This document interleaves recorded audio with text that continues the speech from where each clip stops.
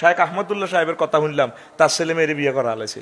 আমিও আশা করছি আমার মেয়েকে বিয়ে দিয়ে দিব ইনশাল্লাহ, আমার ছেলেকেও ইন্টারভিউ উঠলে আমি বিয়ে করাই দিব ইনশাল্লাহ। আয় মোরানা দিদি বউ মারে যা হইসা মানুষের খাইয়ালা হিগুলো তো মানুষ খাগো খাইবই আল্লাহ বিল্লাহ কর। আল্লাহ আরে এটা জিজ্ঞাই তো ওলারে কদ্দুর বানাছি, আল্লাহ আরো জিজ্ঞাবো তাদেরকে আমি জানাবো বিষয় থেকে বাঁচাতে পারছি কিনা। ও কলিজার টুকরারা, ও এলিট শ্রেণীর ধনীরা যারা শুনছেন কথা, আপনারা তো বোঝেন কয় টাকা খাইবো দুইটা ছেলে মেয়ে। আপনি একটা মেয়েরে ফাইললে তো একটা আপনার বরকতে, আপনার পয়সার বরকতে ও অফিসার ভাই, আর একটা মেয়েরে যদি আপনার ছেলেটারে বিয়ে করান, আপনার পয়সার বরকতে যদি একটা মেয়ে জাহান্নাম থেকে বাঁচে, জেনার থেকে সেও বাঁচলো, আপনার ফোলাটাও বাঁচলো, সব আপনি পাইবেন। একটা মুসলমানকে জাহান্নাম থেকে বাঁচান, এর চেয়ে শ্রেষ্ঠ আমল আর নাই।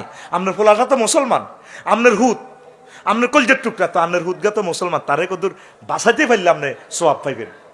এরপরে কি সে ম্যাজিস্ট্রেট হইবে না, উপজেলা নির্বাহী অফিসার হইবে না, প্রেসিডেন্ট হইবে, কি হইবে ওইটা হরে, তবে আগে তার চরিত্রকে সেভ করে।